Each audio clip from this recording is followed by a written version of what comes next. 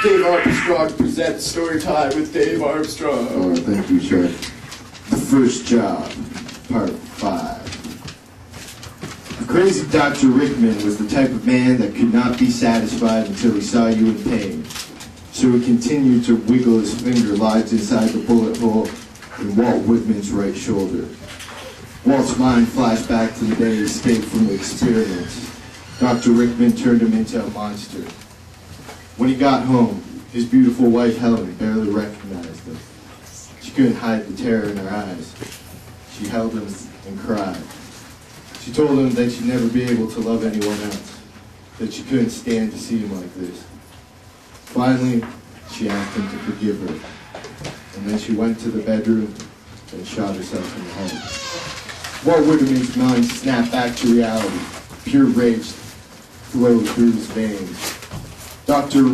Rickman hooked his finger and pulled out some flesh, expanding the bullet wound.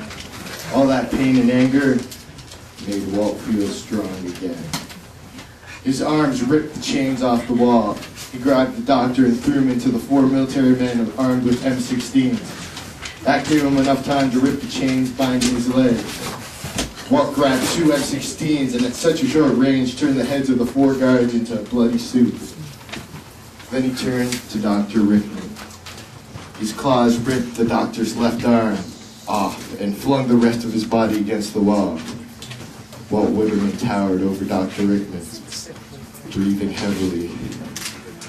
Took hold of the doctor's legs and snapped both in half at the femur like kindling. Then his claw engulfed Dr. Rickman's skull and slowly crushed it. The only thing that Dr. Rickman could say was, spare you with some gory details. Let's just say Walt had no trouble getting out of the underground facility. Once in the city, Walt bored himself some cheap whiskey, a fishing hook along with some extra strength fishing line.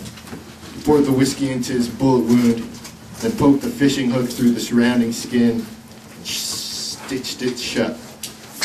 When Walt finished mending himself, he knew exactly where he wanted to go. He stood on the tower's rooftop, looking over the city. For a moment he felt calm. The streets were empty. The end.